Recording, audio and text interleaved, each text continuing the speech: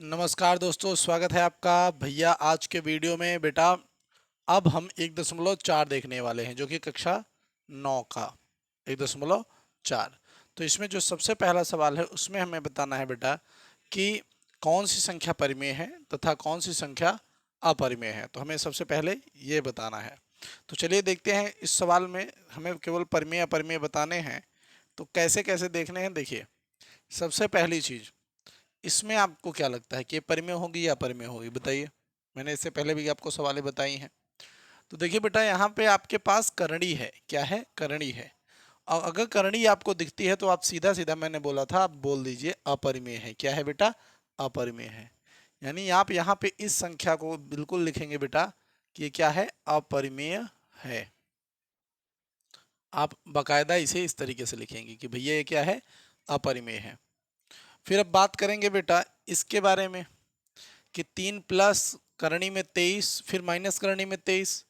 तो अगर आप इसको हल करते हैं तो देखिए 3 प्लस करणी में 23 है, ब्रैकेट हटाएंगे तो आपका माइनस करणी में 23 हो जाएगा। इससे आपका ये कैंसिल हो जाएगा, ठीक है। और आपके पास उत्तर केवल 3 बचेगा। अर्थात आप इसे क्या बोलेंगे बेटा? इसे आप बोलेंगे परिमेय है। दुनिया का सारा, ठीक, दुनिया का सारा जितना भी प्राकृतिक संख्या होती है वो सब क्या होती है? परिमेय होती है। ये बात आपको याद रखनी है। फिर उसके बाद देखिए, यहाँ पे आपके पास 2 करणी में 7 है और 7 करणी में 7 है। इससे आपको ये काट लेना है। उत्तर आपके पास हो जाएगा 2/7। तो ये क्या है बेटा? ये भी आपके पास परिमेय आ जाता है, ठीक, क्योंकि ये आपस में क्या है? सहभाज्य है। ठीक बेटा। इसके बाद देखिए, इसके बाद आपके पास है बेटा, देखिए 1/करणी में 2। अब करणी आ गई तो सीधी सीधी बात है भैया, ये क्या है? अपरिमेय है। तो सीधा आप यहाँ पे लिखिए कि बेटा ये क्या है? अपरिमेय है। बिना शक दबाव कोई नहीं भैया, अपरिमेय है। ठीक। अब देखिए 2 पाई है। अब यहाँ पर आपको ये समझना चाहिए कि जो पाई है, पाई एक अपरिमेय संख्या होती है। क्या होती है बेटा? एक अपरिमेय संख्या होती है। और कभी भी परिमेय संख्या और अपरिमेय संख्या का जब गुणा किया जाता है तो क्या आता है बेटा? ये हमेशा अपरिमेय आता है। तो याद रखिएगा, इसे हम क्या कहेंगे भैया? ये भी अपरिमेय होगा। ये भी क्या होगा बेटा? अपरिमेय होगा। ठीक, तो ये अपरिमेय है। ठीक बेटा, एकदम आराम से आप इसका कारण लिख सकते हैं कि भैया जो परिमेय संख्या होती है और अपरिमेय संख्या का जो गुणनफल होता है वो हमेशा अपरिमेय संख्या होता है, परिमेय संख्या नहीं हो सकता। इसलिए ये संख्या क्या कहलाएगी? अपरिमेय कहलाएगी। ठीक बच्चा।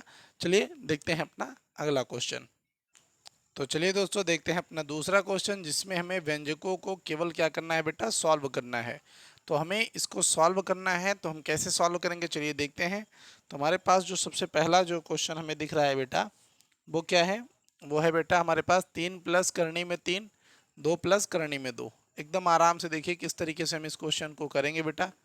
तो सीधा सीधा आपको क्या करना है, देखिए आप 3 का गुणा पहले एक बार 2 में करेंगे, ये आप यहाँ पे गुणा करेंगे, ठीक। 3 का 2 से करना है तो 3 दूनी कितना हो गया बेटा? 6 हो गया।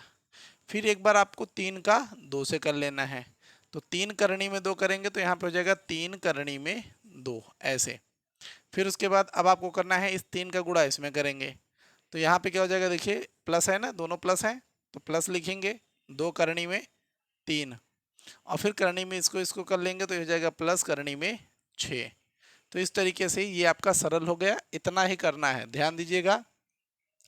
एक बार आपको इसमें गुणा करना है तो 2 तिहाई 6 हो जाएगा। फिर 3 का 2 इस करणी में 2 में करेंगे तो आपका 3 करणी में 2 हो जाएगा। करणी में 3 का गुणा 2 से करेंगे तो 2 करणी में 3, और करणी में 3 का गुणा करणी में 2 से करेंगे तो करणी में 6। ये बात याद रखनी है, ठीक। उसके बाद देखिए दूसरा सवाल आपका आता है 3 प्लस करणी में 3 और 3 माइनस करणी में 3। अगर आप यहाँ पे ध्यान दें तो आप चाहें तो ऐसे लगाएं, अन्यथा आप यहाँ पे एक सूत्र भी लगा सकते हैं। देखिए a प्लस बी और a माइनस बी, आप इस सूत्र का भी इस्तेमाल कर सकते हैं, जिसका वैल्यू होता है बेटा ए स्क्वायर माइनस बी स्क्वायर। ठीक। आप इसका इस्तेमाल करेंगे तो देखिए क्या लिखना पड़ेगा आपको? तब आपको लिखना पड़ेगा कि केवल 3 का स्क्वायर माइनस और करणी में 3 का स्क्वायर। जब इसका स्क्वायर करेंगे तो यहाँ पे तो 9 होगा, माइनस करणी में 3 का स्क्वायर करेंगे तो करणी से स्क्वायर आपका कट जाता है, यानी आपके पास 3 बचता है। तो यहाँ पे उत्तर हो जाएगा बेटा 6। ठीक बेटा, आया बात समझ में? चलिए देखते हैं तीसरा क्वेश्चन।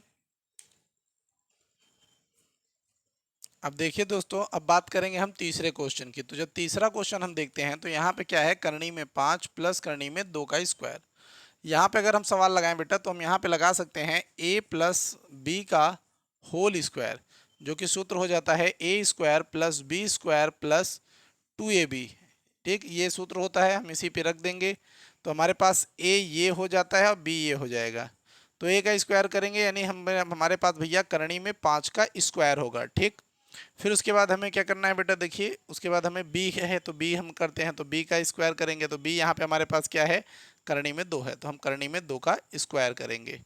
फिर प्लस हमारे पास 2 है, 2 लिख दिया हमने। a का वैल्यू कितना है बेटा, a का वैल्यू कितना है हमारे पास करनी में 5। फिर उसके बाद b का वैल्यू कितना है करनी में 2, तो हमने 2 लिख दिया। अब करनी में 5 का अगर स्क्वायर करें तो हमारे पास बचेगा केवल 5, प्लस इसका करेंगे तो बेटा 2, फिर प्लस इसका करेंगे तो 2 करनी में 10, इस तरीके से। फिर 5 2 हमारे पास कितना हो गया बेटा 7, प्लस 2 करनी में 10, तो हमारे पास एक आ गया 7 प्लस 2 करनी में 10। यहाँ पे देखिए हमारे पास फिर से वही व्यवस्था दिख रही है, a माइनस बी, ठीक, और दूसरे साइड में a प्लस बी।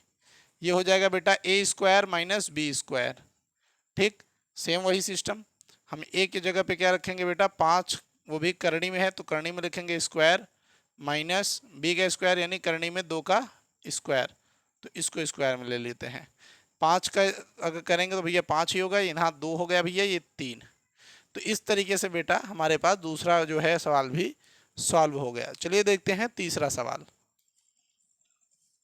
अगला सवाल देखते हैं दोस्तों, जो कि है कि आपको याद होगा कि पाई को एक वृत्त की परिधि मान लीजिए सी और उसका व्यास मान लीजिए डी, चलिए, के अनुपात से परिभाषित किया जाता है, अर्थात पाई बराबर सी अपान डी। यह इस तथ्य का अंतर्विरोध करता हुआ प्रतीत होता है कि पाई एक अपरिमेय संख्या है। इस अंतर्विरोध का निराकरण आप किस प्रकार करेंगे? तो बेटा देखिए, पहली चीज, ये कोई क्वेश्चन नहीं है, आपसे एक प्रश्न पूछ लिया है कि क्या आपको लगता है कि जो पाई का मान आता है 22/7, अब ये जो 22/7 है ये दोनों सहअभाज्य हैं, दोनों p बटा क्यू भैया पूर्णांक संख्याएं हैं। तो क्या आपसे पूछ रहा है कि क्या भैया आपको ऐसा नहीं लगता कि पाई आप कहते हैं कि अपरिमेय है लेकिन 22/7 परिमेय है, 22/7 परिमेय है। तो ऐसा क्या है, ऐसा क्यों है कि पाई को आप परिमेय परिमेय बोलते हैं और 22/7 को परिमेय बोल रहे हैं? तो इसी पर जो है आपको एक सीधा सीधा क्लेरिफिकेशन देना है, जो मैंने लिख रखा है कि इसका कोई अंतर्विरोध नहीं है, इसका कोई अंतर्विरोध नहीं है, किसी तरह का अंतर्विरोध नहीं कर रहा है। क्योंकि जब किसी पटरी से लंबाई मापते हैं, जब किसी पटरी से लंबाई मापते हैं तब एक सन्निकट परिमेय मान प्राप्त होता है। यानी जब हम कभी भी पटरी से किसी चीज़ की लंबाई नापते हैं तो हमें क्या होता है कि उसके नज़दीक का एक मान प्राप्त होता है। एकदम एक्यूरेट नहीं हो सकता ना वो, कुछ तो उसमें भी त्रुटियां हो सकती हैं, यही आपको कक्षा 11 में पढ़ाया भी जाता है। तथा यह अनुभव नहीं हो पाता है कि सी और डी अपरिमेय है, यह अनुभव ही नहीं होगा कि सी और डी आपका अपरिमेय है, वो परिमेय आपको समझ में आएंगे। परंतु अतः साफ तौर पर सी और डी 22/7 जो कि पाई का एक सन्निकट मान है, ठीक, तो 22/7 जो है वो इसका सन्निकट मान है, सीधी सीधी बात है। और रही बात पाई की, तो पाई एक अपरिमेय संख्या है। अभी मैं आपको समझाता हूँ। देखिए जैसे मान लेते हैं, जैसे मान लीजिए कि आपके पास एक गोला है, अभी आपके पास एक गोला है मान लीजिए, ठीक, अभी आपके पास एक गोला है। अब आप देखिए इस व्यास को हम लोग क्या कहते हैं कि पाई है, ये क्या है, पाई है।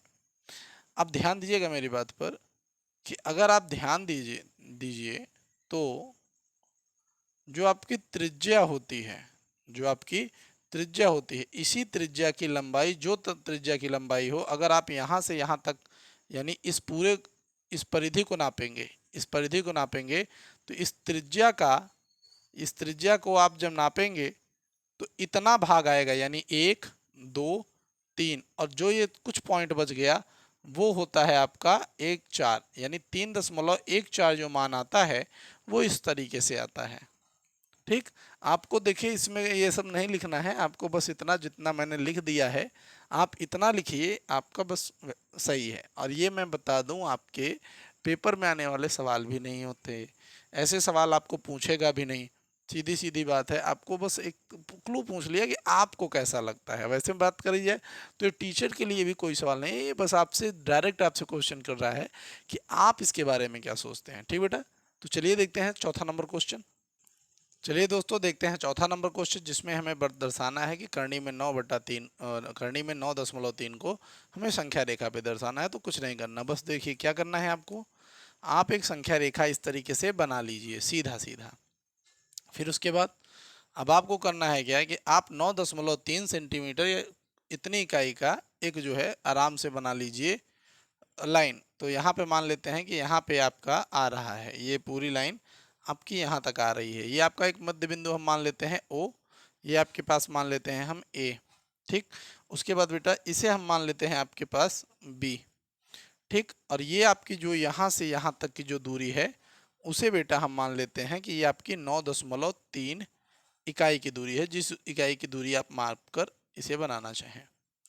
फिर यहाँ से थोड़ा सा दूर, यहाँ से थोड़ा सा दूर हम मान लेते हैं एक बिंदु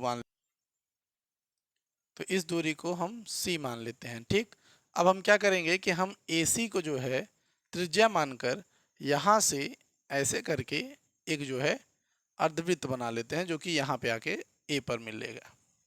अब यहाँ B से हम क्या करेंगे कि यहाँ से एक जो है लंब ऐसे करके भैया खींच देंगे। ठीक, यहाँ पे हम इसको मिला देते हैं, D हो जाएगा। आया बात समझ में?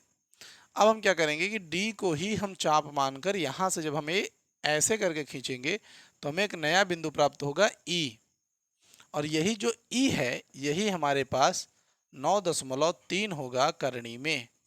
तो ये संख्या रेखा पर प्रदर्शित होता हुआ आ गया। ठीक बेटा, अब देखिए आपको टोटल जो लैंग्वेज लिखनी है मैं लिख देता हूँ। तो चलिए दोस्तों देख लेते हैं इसके लैंग्वेज को आपको कैसे लिखना है। तो देखिए दोस्तों, सबसे पहले लिखना है आपको कि संख्या रेखा पर बिंदु ए से 9.3 इकाई की दूरी पर चिन्ह लगाने पर एक ऐसा बिंदु प्राप्त होता है ए बी बराबर 9.3। यानी हम एक संख्या रेखा खींचेंगे और वहाँ से 9.3 इकाई की दूरी एक लेंगे जो कि बी होगा, और यहाँ तक की जो दूरी होगी हमारे पास 9.3 इकाई होगी। बी से 1 सेंटीमीटर की दूरी पर एक बिंदु, बी से 1 सेंटीमीटर की दूरी पर एक बिंदु सी खींचा। केंद्र ओ से सी को त्रिज्या माना है हमने, यानी यहाँ से यहाँ तक की यहाँ से लेके हमने सी तक को यहाँ से यहाँ तक त्रिज्या मानकर, ये मध्य बिंदु है याद रखिएगा, इसको इस तरीके से हमने खींचा। ठीक, उसके बाद देखिए ओसी को त्रिज्या मानकर खींचा है, मतलब ओसी को यानी ओ से सी तक को हमने त्रिज्या माना, मैंने बताया। ठीक, उसको यहाँ से मानकर हमने ऐसे खींच लिया। फिर उसके बाद हमने क्या किया कि एक जिससे एक अर्धवृत्त खींचा गया, यानी इससे क्या हो गया कि एक अर्धवृत्त खींचा गया। अब देखिए बीडी को त्रिज्या माना हमने, फिर एक बार फिर हमने बीडी को एक बार त्रिज्या माना और फिर यहाँ से इस तरीके से काटा। तो ये जो है ई पर कटता है, और ई ही क्या कहलाती है दोस्तों, ये हमारी कहलाएगी बेटा सीधा सीधा करनी में 9.3। तो ये लैंग्वेज आप जरूर लिखिएगा, बिना इसके मज़ा नहीं आएगा। तो इस तरीके से आपका ये सवाल भी खत्म होता हुआ हम चलेंगे बेटा अगले सवाल की तरफ। तो चलिए दोस्तों देखते हैं हम अपना पांचवा क्वेश्चन, जो कि हमें बेटा अब जो है हर का परमेयीकरण सीखना है। तो मैंने आपको बेसिक की वीडियो में इसको एक बार पढ़ाया ज़रूर है, तो अगर आपने नहीं देखा है बेटा तो एक बार जाइए और उसे ज़रूर देखिए। तो चलिए देखते हैं, सबसे पहले हर का परमेयीकरण में करने में आपको क्या होता है, हमें नीचे से करनी को हटाना है, बस ऊपर लग जाए कोई मतलब नहीं, हमें बस नीचे से हटाना है। तो देखिए यहाँ पे 1 करनी में 7 है, तो आप सीधा सीधा क्या करेंगे, इसी संख्या से करनी में 7 से नीचे भी और करनी में 7 से ऊपर भी आपको गुणा कर देना है। जैसे ही आप गुणा करेंगे तो ऊपर तो हो गया बेटा करनी में 7, और इस करनी से इस करनी का जब गुणा करेंगे तो आपके पास आ जाएगा बेटा करनी में 49। सीधी सीधी बात। अब देखिए जब आप यहाँ पे लिखेंगे तो एक करनी में 7 हो जाएगा और 49 को बाहर निकालेंगे तो 7 हो जाएगा। तो यहाँ पर हमने हर का परमेयीकरण कर दिया बेटा। यहाँ पे देखिए हर का परमेयीकरण का अर्थ है कि हर में से आपको करनी हटानी है सीधा सीधा, यानी आपको हर को परमेय बना देना है बस। अब आगे देखते हैं बेटा। तो ये देखिए आपके पास है, इसमें आपको क्या करना है, देखिए एकदम आराम से आपको जो ये दिया है करनी हटानी है ना, बस देखिए 1 करनी में 7 माइनस करनी में 6 आपके पास इसी तरीके से। अब आपको सेम वही तरीका करना है, बस याद रखिए गुणा करिए, करनी में 7 है, करनी में 7 लिखिए, माइनस है तो प्लस कर दीजिएगा, बस यही चेंजेस होगा। करनी में 7 है, 7 लिख दीजिए, माइनस है तो आपको क्या करना है बेटा, प्लस करना है, ये आपको याद रखना होगा। फिर करनी में 6 है, करनी में 6 है तो करनी में 6 है तो करनी में 6 रखिए, और यही सेम गुणा आपको करनी में 7 प्लस करनी में 6 आपको ऊपर भी कर देना है बेटा। अब इसके बाद आपको क्या करना है, देखिए आपका ऊपर गुणा क्या हो जाएगा बेटा, हो जाएगा करनी में 7 प्लस करनी में 6। लेकिन नीचे याद रखेंगे आप कि अगर आप ध्यान दें तो ये है a माइनस बी, और ये वाला क्या हो जाएगा बेटा, a प्लस बी। तो इसका उत्तर क्या होता है, a square b, a square, तो यहाँ पे हो गया ये स्क्वायर माइनस b का स्क्वायर यानी करनी में 6 का स्क्वायर। ये इस तरीके से, ठीक बेटा, याद रखिए।